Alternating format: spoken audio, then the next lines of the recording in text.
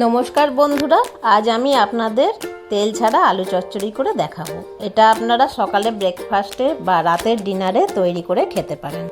Zero oil কুকিংয়ের অনেক benefit আছে।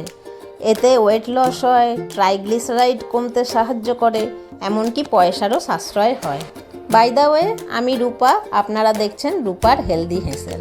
Zero oil cooking রেসিপির জন্য আমি নিয়েছি আলু 300 গ্রাম, যেটা পিস পিস করে কেটে সেদ্ধ করে রেখেছি। নিয়েছি দুটো মাঝারি টমেটো, পেস্ট করে রেখেছি। ফোড়নের জন্য নিয়েছি 5 ফোড়ন আর শুকনো লঙ্কা একটা, আর নিয়েছি নুন 1/2 চামচ, চিনি 1/2 চামচ, আর একটা কাঁচা লঙ্কা চিড়ে রেখেছি।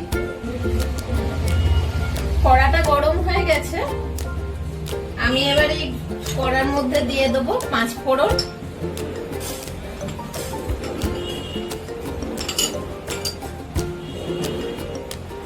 আর দেবো একটা শুকনো লঙ্কা।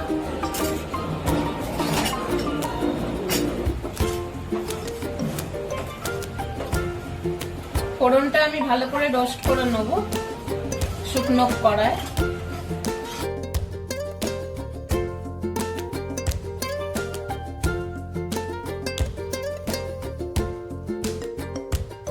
ফোড়নটা রোস্ট হয়ে গেছে, এবার আমি টমেটো পেস্টটা দিয়ে দিচ্ছি।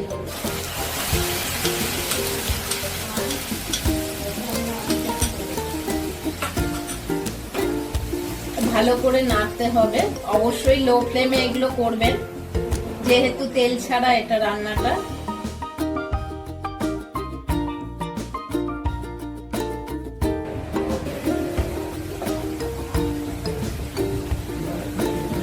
টমেটোটা কষে নেওয়া হয়ে গেছে, এবার আমি এর মধ্যে অ্যাড করব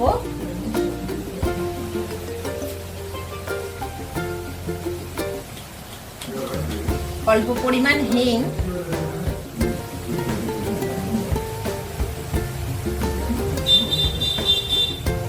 অ্যাড করব নুন, কাঁচা লঙ্কা আর মিষ্টি।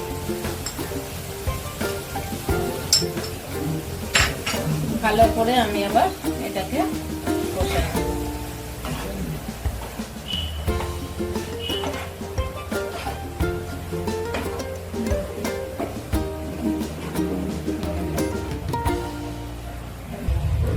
টমেটোর জলটা শুকিয়ে গেছে, এবার আমি এর মধ্যে সেদ্ধ করে রাখা আলুগুলো দিয়ে দেবো, দিয়ে আবার ভালো করে নেড়ে নিতে হবে।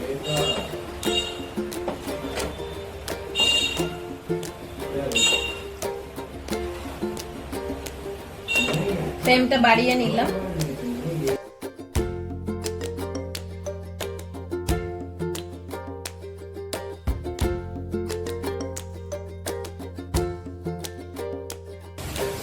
টমেটো আলু কষা হয়ে গেছে মশলা দিয়ে, এবার আমি এর সঙ্গে অ্যাড করছি পরিমাণ মতো জল।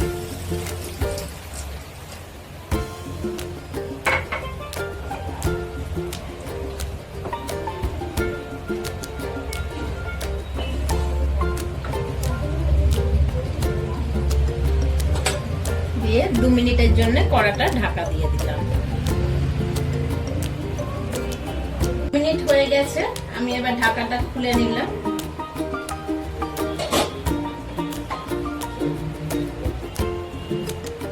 স্টোভটাও অফ করে দিলাম। তৈরি হয়ে গেছে আমার অয়েল ফ্রি হিঙের আলু চচ্চড়ি। আপনারা জানেন অয়েল ফ্রি কুকিং এর অনেক গুণ আছে, আমাদের শরীর স্বাস্থ্য ভালো থাকবে। আপনারা এই রেসিপিটা ট্রাই করবেন অবশ্যই বাড়িতে। কেমন লাগলো অবশ্যই কমেন্ট সেকশনে আমাকে জানাবেন, আর আমার চ্যানেলটা লাইক, শেয়ার ও সাবস্ক্রাইব করতে একদম ভুলবেন না। Thank you.